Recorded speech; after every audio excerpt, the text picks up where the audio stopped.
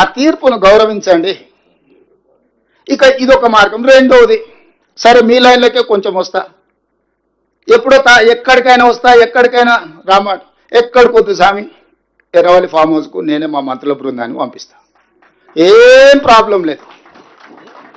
తారీఖు చెప్పు, మొత్తం ఈ సెటప్ అంతా తీసుకొని వస్తారు మా వాళ్ళు.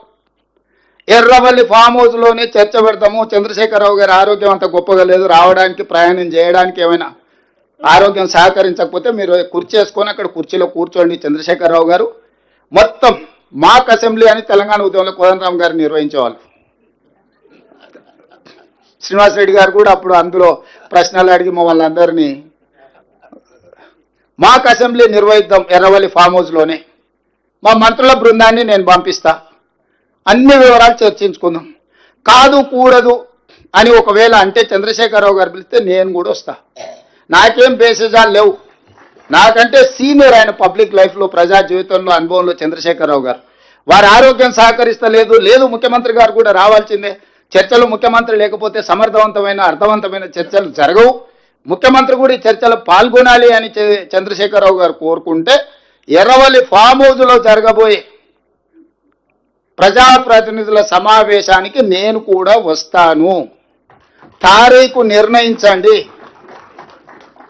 క్లబ్బులు పబ్బులు అంటేనే మాకు కొంచెం ఇబ్బంది, మేము వాటికి దూరం మొదటి నుంచి, ఇప్పుడు కాదు చదువుకునేటప్పటి నుంచి కూడా క్లబ్బులకు పబ్బులకు దూరము. ఈ తెలంగాణ వచ్చినప్పటి నుంచి వాటి మీద ఎన్నో బైక్ ఛాలెంజ్లు చేసినాం, గంజాయికి డ్రగ్స్కు వ్యతిరేకంగా ఎన్నో నిర్ణయాలు తీసుకున్నాం. ఈగలని ఈ డ్రగ్స్ను నియంత్రించడానికి, గంజాయిని నియంత్రించడానికి, గంజాయి బ్యాచ్లను అణచివేయడానికి ఒక ఒక ఒక స్ట్రాంగ్ ఆర్గనైజేషన్ ఎస్టాబ్లిష్ చేసినాము. ఈ డ్రగ్స్ గంజాయిని అమ్మే వాళ్ళని కానీ, వినియోగించే వాళ్ళని కానీ, రవాణా చేసేటోళ్లను తెలంగాణ సరిహద్దులు దాటి లోపలికి రాకుండా ఉక్కు పాదంతో అణచివేస్తున్నాం. కాబట్టి క్లబ్బులు పబ్బుల కల్చర్కి నేను వ్యక్తిగతంగా వ్యతిరేకము. దయచేసి నన్ను క్లబ్బులకు పబ్బులకు పిలవద్దు. అయితే అసెంబ్లీకి పోదాం, లేకపోతే శాసన మండలికి పోదాం. కాదు కూడా పెద్ద ఆయన ఆరోగ్యం బాగాలేదంటే ఎర్రవల్లి ఫామ్ హౌస్ కూడా నేను వస్తా. ఇది నా సూచన. ఎవరు పెరిగిన నేపథ్యం వాళ్ళని అట్లా మాట్లాడిస్తుంటే నేను అది కూడా కాదన్నాను. నేను ఊర్లో వ్యవసాయ కుటుంబంలో పెరిగి పొద్దున్నే అన్నం తిని బయలుదేరే అలవాటు. ఈరోజు కూడా పొద్దుగాల 8కి బయలుదేరిన అన్నం తిని బయలుదేరుతాను. నేను మళ్ళీ రాత్రి ఇంటికి వచ్చే వరకు అన్నా